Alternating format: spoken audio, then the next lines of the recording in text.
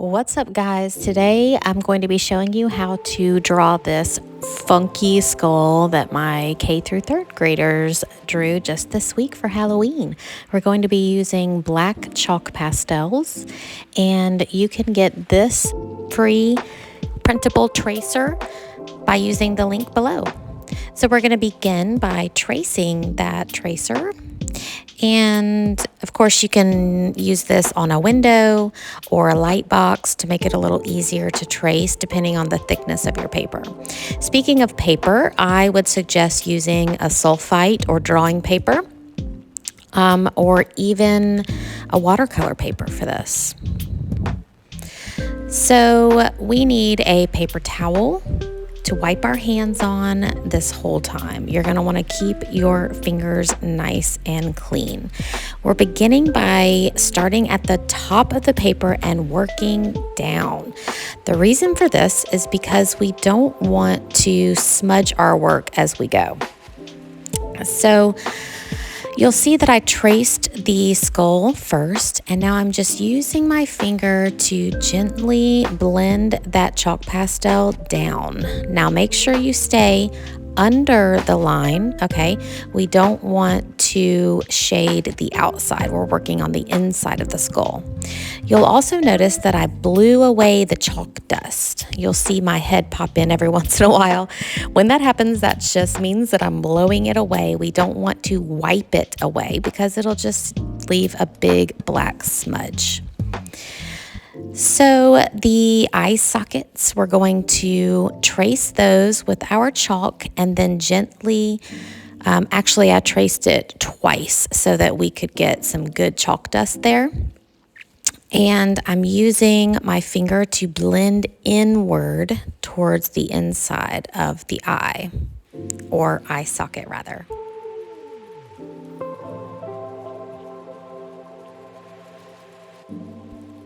So we're continuing to work our way down, and we're going to keep tracing the way we did at the top, and we are going to fill in that nose hole in the same way that we did the eye sockets.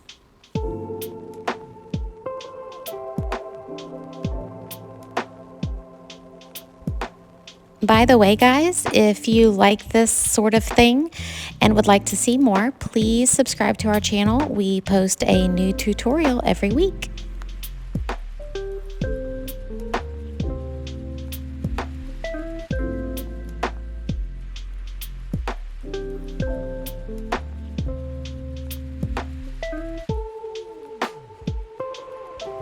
For finer details like the teeth, I will be using the corner of my chalk, which kind of changes as you go because it wears away pretty quickly as you work.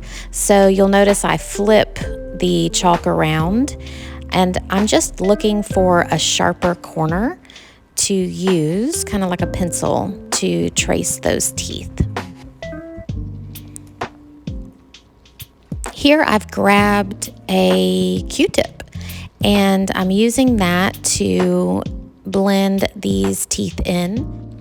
Q-tips can be a great tool for blending small areas like this.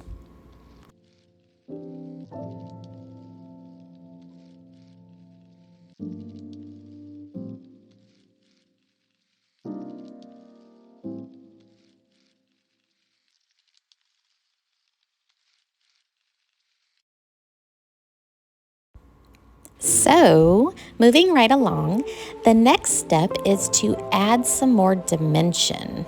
We're going to add some shadow on the areas that we know would be, well, more shadowy. So, starting above the cheekbones there, we're going to just lay down some chalk dust and blend up. My students liked this part. We made little swooshing sounds as we blended up, like swoosh, swoosh, swoosh, or shoop, shoop, shoop. They like that. That always makes it more fun. And of course, we did the bottom as well. And now we are going to do sort of the same thing on that horizon line behind our skull, which would be like the back edge of the table or floor that he is sitting on, he or she. To add some texture to that surface, we took the side of our chalk and like the long side, the long edge of the chalk, and gently rubbed it, very gently rubbed it across the surface of the paper, and then quickly blended with our finger. Now we're going to flip our paper because we don't want to smudge our work. And this time I'm using a different technique for blending. I'm actually rubbing my finger on the chalk and then rubbing that chalk onto the paper. It makes for a smoother surface. So you'll notice there's a lot more texture in the table or floor or whatever that our skull is sitting on. We know that our light source is hitting the skull from the front, so we're going to add a shadow under the skull and slightly to the left just to make it a little more interesting. And that will really ground the skull and give it some weight. We want lots of chalk dust here so that we can get it nice and dark, and then we just gently blend out.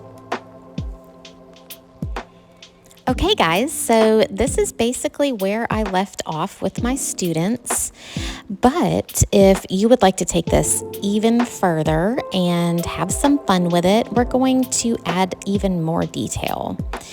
So I started with some little cracks just with the edge of my chalk there, and using my handy Q-tip, I'm just blending those out a little bit.